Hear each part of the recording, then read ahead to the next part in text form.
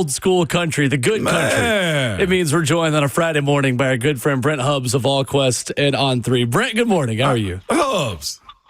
Good morning, Will. Good morning, Mr. Foster. How are you? Do I have some friends out in Knoxville that let me hang out for a spell?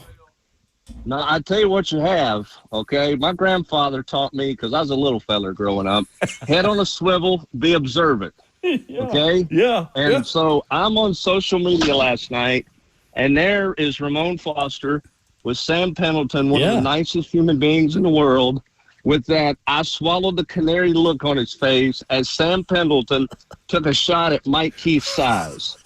Okay? So here's what I've learned. Somebody has underestimated somebody in this relationship. And so I will now refer to you either as Sir Ramon or Mr. Foster to make sure I don't get stuffed in a garbage can in Atlanta on week 1. Because if you're taking shots, if you're setting up the nicest guy in the world to take a shot at the boss, I'm not sure what you're going to do to me in Atlanta. So, hey, man, it's your deal, Mr. Foster. Hey, I'm just along for the ride. Stop it, Hubbs, man. Hey, listen to me. Sam felt a little bad after. He's like, that's all I had. I was like, Mike was like, no, it was good. And Mike didn't smile. I was like, okay, you should watch yourself, Sam. That's what I wanted to tell him. Yeah. If that's what you're gonna go with, because the look on your face is like, I set this one up beautifully. It's what to look at. Did. There you go. It was. You were right about seen that look on Ramon's face so many times. A bright, yeah. So many. Usually it happens, Brent, when he's with his brother, who joins us at 9:20 on Fridays too. It is. And now I got Philip Noel texting me saying, "I hear you with the Ronnie Millsap." I love it. Well, Brent, not to turn things to more of a serious topic this quickly, but Tennessee is looking for a Boo solution, not a Houston solution at the moment. This story really coming to the forefront over the last week. Boo Carter, I know a lot of the information out there. You guys have written about it in the War Room as well. And again, we remind people and encourage people to head to VolQuest.com to always get the latest every Friday morning. What is the latest on Boo Carter's status as a Tennessee Volunteer, and how up in the air, Brent, is his status when it comes to fall camp starting next week? Well, I mean, he's still listed on the roster, so he's still part of the team. There's a path for him to be a part of the team. But obviously he has some things he has to do, and he has to make amends with some people on this team. And we'll see. Tennessee is off this weekend. Josh Heupel always gives his team a long weekend and a long break right before fall camp starts. So they're off today. And they have to be back Monday evening late for a team meeting, which is the kickoff to fall camp meeting that they have. And we'll see if Boo Carter's in that meeting, and we'll see where it goes from there. This is, there's been some at least third-party communication, if not direct communication, during this week at some point in time. I don't think Boo's been around much, if any. And so we'll see what happens at this team meeting if there's not news beforehand. To answer your question, well, I don't know how this is going to play out. We'll see. But it's obviously not the situation anybody has been looking for or anybody wants to have happen at this point in time in the offseason. You don't want to have these lingering questions out there, but this one's certainly lingering out there. So, Brent, how is this situation similar or different to Nico Iamaleava? Is there any kind of name, image, and likeness negotiation part of this? The one-time transfer portal kind of being open right now for designated student athletes, whatever the heck that means, from the NCAA. How is this situation similar or different to what Tennessee went through with Nico back in the spring? Well, I think it's different because this is not a money demand. Now, obviously, Nico spent his day yesterday at Big Ten Media Day implying that it was not about money, but we all know that money was a big factor in his decision to leave. So this is not a demand for more. Boo was, got a new deal in December, and I think got everything he wanted. I don't think this is the case of that. This is just a simple case where he's just not been around the way he should. He's not been with his teammates, doing all the things that his teammates have been doing this summer, the last, couple of weeks, and it's not set well. And the question is, if you're a teammate, where's your commitment? Where are you? and you better make amends if you're going to be a part of this thing, because you can't come and go as you please in the summer. It's voluntary workouts, but Ramon, there's nothing voluntary about it. Yeah. And you got to be there, and he's not been there enough. Hubs, when you look, we're joined by Brent Hubs this morning, VolQuest's. Hubs, when you look at him being in California, is there any correlation to anything? I saw some aggregate site putting, Nico connection. Is this just a getaway for him, essentially, with how he's left the state and gone to California? Yeah, I don't think there's a Nico thing there. I don't think. I don't know that for sure, but I don't think that there's a Nico factor there. There could be. I never got the sense they were big buddies, that they were real close or anything like that. But I don't know why he went to California. I don't know what the point of that was. So I can't answer that question. It's a good question. I don't, but I mean, he's not going to UCLA, and he's not going to be a wide receiver. So I don't know why he would go, why the Nico thing would be a factor there to answer your question. No doubt. Hubs, also on the side of it, too, it's such a weird time if he could transfer out, but the football season hasn't started. Nobody's enrolled in classes for the fall, if I'm not mistaken, or you can withdraw, I would think. So is there a pathway that if he doesn't amend things inside of the facility and with his teammates, can he go play somewhere else this fall? And if he does, is this scholarship, is this pay out of pocket type of situation? Probably there's no deal because of NIL, I guess, or at least they can receive money. So how would that look moving forward? It's to my understanding, if he transferred out, he would have to be a walk-on somewhere, but he could not be in the SEC. Now, there's some people who some of that's interpretation of rule, not about the SEC, but about whether or not you could be a walk-on or whether you could go on scholarship. It's my understanding the best he could be would be a walk-on somewhere outside of the Southeastern Conference. He could not transfer anywhere, even as a walk-on within the SEC. There's a situation where there's a kid who transferred from Wisconsin, I think, to Miami. He's not a grad transfer. He transferred outside of the window. And it's to my understanding he's going to be a walk-on down there and play this year for Miami. That's the rule I understand, but I don't, again, some of that stuff's up for interpretation, but that's the way I understand the rule. So in this situation, guys love to play Hubs. Like that's the love of the game situation. And what I'm getting at is this. If there's, let's say somebody wants to be spiteful at Tennessee about this on how it's unfolded, either the leadership council or just management was like, you know what, you can't play for us, you're not playing for anybody. Is there rights that are to be held by the University of Tennessee or any university to not allow a player to withdraw? Like, what does the scholarship bond you? I mean, you know what I'm saying, keep you to as it pertains to you're supposed to play for us? Like the NFL, they put you on IR is what I'm getting at in these type of situations. Yeah, well, scholarships are renewals. They're 1-year renewals, so you can't hold him hostage that way. This is not the old days where if a guy wanted to transfer, you could put a parameter on it that said he has to be so many hours away from campus and that type of deal, like we saw what Tennessee did with what Derek Dooley did with the late Aaron Douglas when he transferred away from Tennessee after his freshman year. So there's those days are gone. The difference is the portal window is closed. So this is not a window in which he can transfer and be eligible on scholarship immediately, as I understand the rule. But he could go where he wants to go as a walk-on, and I think be eligible to play right away as long as it's outside of the SEC. But no, Tennessee can't, quote, hold him hostage, if you will, or anything like that. Those days are gone because you don't have that control anymore because of the transfer portal. Brent Hubs of VolQuest and On3, our guest this morning on Ramon and Will. So, Brent, then my next question, how well prepared is Tennessee for potentially life without Boo Carter? I know they've brought in Colton Hood, the transfer from Colorado.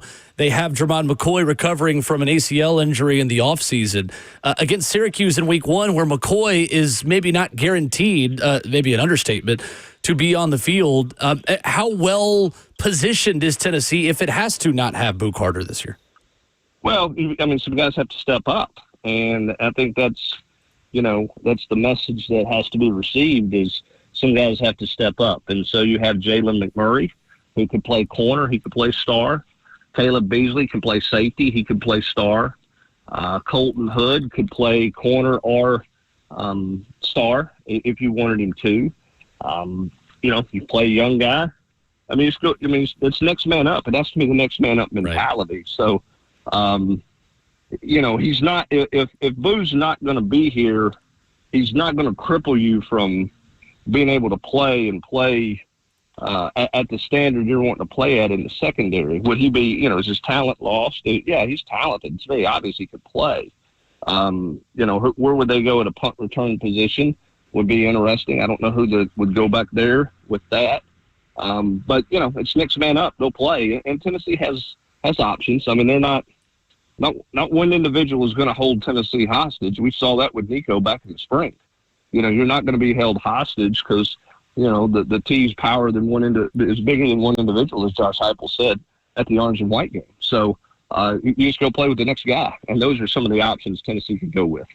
So, Brent, how much of this can Josh Heupel adjust to moving forward? I know that this is not inherently a Tennessee issue and that no one in college athletics right now is immune from the chaos and the timeliness and the re-recruiting your own roster that is the transfer portal in 2025. But do you see a world where Tennessee makes adjustments as a program to avoid issues like this? And I'm maybe referring to having a GM, Josh Heupel changing the way he relates to his players. I know I'm kind of getting around the question, Brent. It's kind of a broad question I'm asking, but where does Josh Heupel look inwardly to say, why is this happening again to me and my program, and what can I do to fix and prevent these things from happening moving forward? I don't think you can do anything. What you hope is that your culture and your leadership is good enough and that people want to be here and they want to be a part of the program. I think the biggest thing you have to do in college athletics right now, whether you have a GM or you don't have a GM, is you got to be careful of being held hostage. And what I mean by that is that everybody's only staying because they got a new deal. That it's all about a new deal, and the only reason they're there is because of their deal, because that creates potential culture problems and stability problems. At some point in time, regardless of how much you're getting paid, you got to want to be where you're at. And I think the biggest thing you can do as a coach in your program is the experience as a player in your program is a good experience where there is a belief that you're going to go win big. There's a belief that you got to work. There's a standard and an expectation of what it is to be a part of your program. And if a guy doesn't want to be a part of the program, you can't just let him leverage you all the time. And again, I don't think this Boo situation now is about leverage. I don't think this is him coming back 2 weeks before the start or a week before the start of camp saying, I need more. I don't think that's the case at all here. But in some cases with guys, that's what we see every December. Right. And you got to make decisions like, I'm not going to get treated that way. We're not going to do that in the program. And it's a hard balance. It is, because you got to have the best talent to win, particularly in this league. And that's why Josh Heupel makes $9 million a year. And, right. I'm going to be bringing Ramon coffee and doing whatever I'm doing on the weekends with Ramon, because he has to make really hard decisions. Right. And this is a hard decision. You're sitting here. What is the team? What's important for the team? Where is the team if you allow a return for a guy who's not been around a whole lot? If you allow him to come back, what's his punishment? Do you set him for a period of time? What do you do? How do you manage that? Coaches think they can obviously fix everybody, right? Particularly the ones who have great talent, who are really talented. They have a hard time letting guys go. And that's the case at all levels, right? There's owners in the NFL that give guys multiple chances sometimes because the guy can play. And so if you're Josh Heupel, you have to decide at what point is enough that it's a detriment that I continue to try to help him and get him on this team, to do what we need to do. And then you got to figure out, all right, say you let him come back. Where's his commitment level? Is he with you for the whole season? Is he with you till you lose a game and then he checks out on you? All of those things have to run through Josh Heupel's mind when he talks to his coaches, when he talks to people he trusts for advice, when he talks to his leadership council, when he talks to his football team. You got to take all of that stuff into account when you make decisions about how this is going to go. Now, Boo may make the decision for you because he might not show up for the meeting on Monday night. Then you know. But if he does show up, then how do you handle it from there? And again, that's why Josh Heupel's making a lot of money and the rest of us are talking about his decisions and not making near as much money. It's well put. It is. Hubs, it feels like the stuff that we should and need to talk about is like off the record stuff, but I just want to ask this question though too, without going too deep. Like, it seems to me that this team is probably just not going to have this be the case either. It's tough when you have teammates not show up for workouts. It's tough when you have teammates that's not committed. And it's still even worse, I guess, also is I look at a guy like him who's from the state that had an opportunity to leave in December or April, chose to stay, and then you lose that commitment of his grind to the team. I can imagine how that leadership council or just the guys that's been grinding with him feel about it. I feel like that's probably the biggest hurdle of his all, is looking his teammates in the face, Josh Joseph or Miles Kitzman or Deshaun Brain. Like, there's a lot of that I feel like has to be hashed out. Well, there's no doubt. Because here's the thing. Guys have had issues for years on football teams. Pre-NIL, post-NIL, guys have gotten in trouble. They've done something wrong. And, those guys have oftentimes been forgiven, particularly if they're a really good player, because guys know who can play, right, and who you need on your team. This one's different because if you quit on your teammates, it leaves a total different impression. This is not about a guy had a run-in situation or he's fighting through something academically or something that didn't directly affect the team in that incident or in that moment. This directly affects the team because the guy didn't show up. The guy hadn't been around enough. And so when you have that, that's the hard part that you have to fix. And that's where Josh Heupel has to make critical decisions, because you cannot lose your football team over this. And I'm not saying he would or he wouldn't. I'm not in the meetings. I haven't talked to Miles Kitzelman, and those guys gave great quotes about Boo at SEC Media Day. Okay, and I think there were issues then. So, it's not like everybody's just completely turned. It doesn't sound like, or at least publicly they haven't sounded that way. But Josh Heupel has to, if you're going to live by the code that no one is bigger than the T, you also have the code that no one's bigger than the team. And you better make sure that your team is locked in and ready to go, because no offense to Boo Carter or anybody else that would put themselves in this situation, you're not going to be the total difference in winning and losing a bunch of ball games. Right. Can you be a factor? Absolutely you can be a factor because you're a good player. But you're not good enough to just come and go as you please. You're not that important. Nobody was. Nobody should ever be. I don't care if you're a Hall of Famer. All these guys out there, they show up. The great players show up. And they work with their teammates. And if they don't, then they have to work really hard to fix that with their teammates. And if Boo's back, that'll be his biggest challenge, in my opinion. He is Brent Hubbs of VolQuest and On3, joining us every single Friday at this time. Next week, the Tennessee quarterback competition gets started. Fall camp gets started. We are very excited, and we'll be 1 month away from Ramon and Brent and Mike K. from Franklin being on the air together on the Vol Network. Great stuff as always, Brent. Appreciate you. Looking forward to breaking down camp with you next week. Sounds good. Thanks, Will. Appreciate you, sir, Ramon. Have a great day, sir. I'm buying you a nice steak dinner when I see you next time, okay? We got to mend our relationship, man. Sir, I can't believe Hubs right now. I love it. Brent Hubbs of VolQuest with us this morning.